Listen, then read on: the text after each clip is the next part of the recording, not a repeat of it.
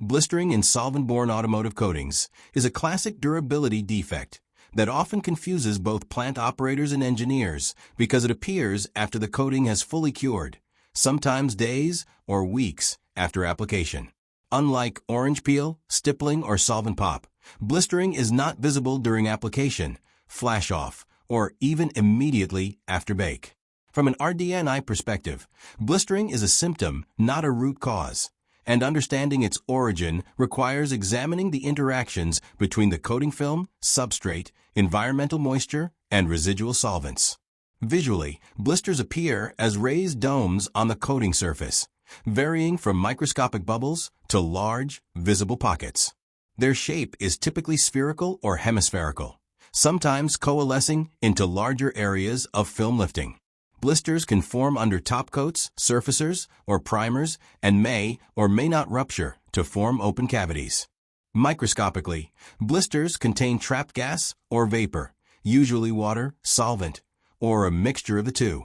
The coating around the blister stretches elastically, and in severe cases, the film can delaminate completely from the substrate.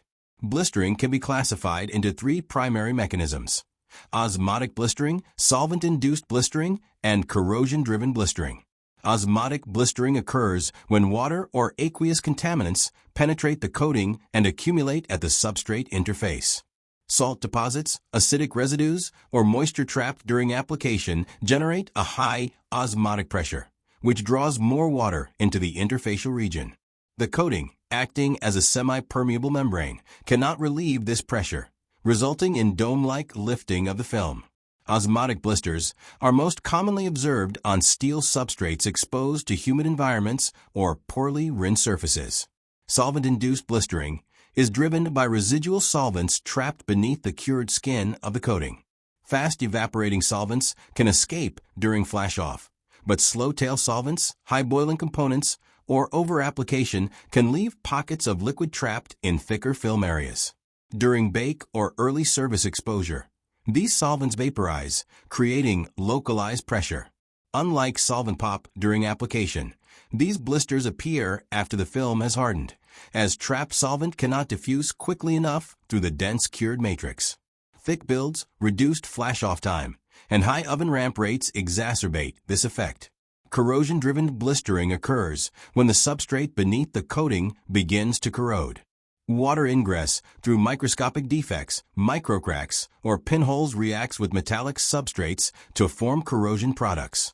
The volume expansion associated with oxide formation generates pressure at the interface, lifting the coating.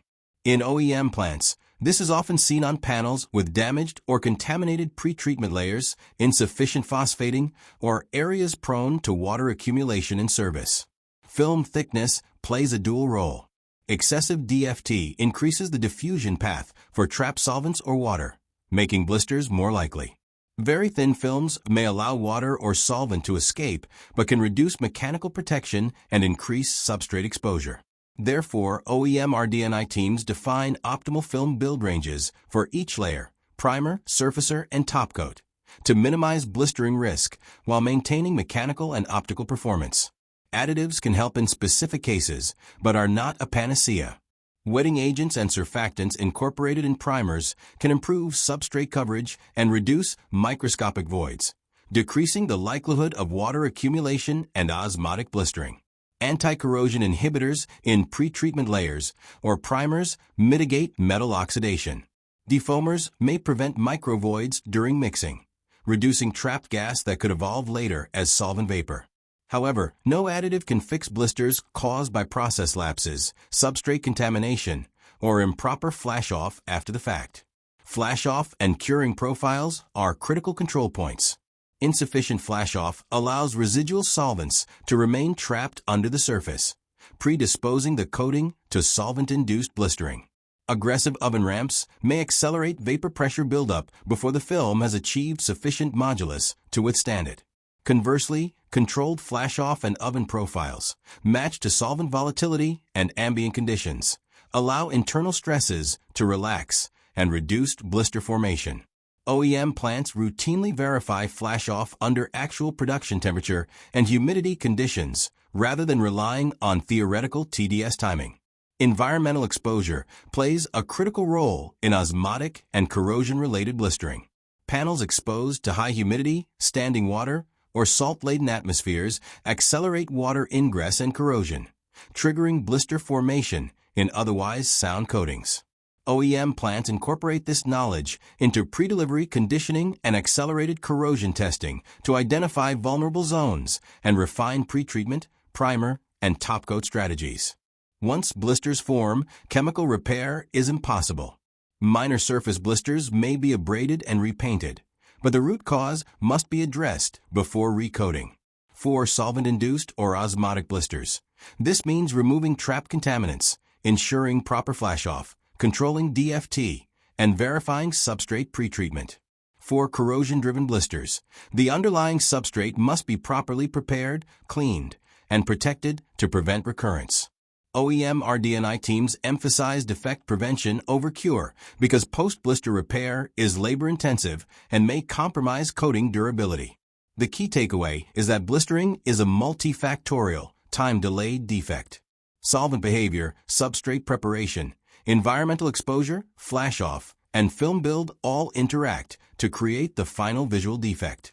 Misdiagnosis often results from focusing on one factor alone. Correct OEM troubleshooting requires a systematic evaluation. Identify the blister type, analyze film build and flash-off, check substrate treatment and contamination, and consider environmental exposure. By applying this method, plants can prevent blistering before it occurs, rather than chasing costly repairs. If you've encountered blisters in cured coatings or are unsure whether a defect is osmotic, solvent-related, or corrosion-driven, leave your questions in the comments. Future episodes will analyze real OEM plant cases, showing how each blister type was diagnosed and eliminated with precise RD&I interventions.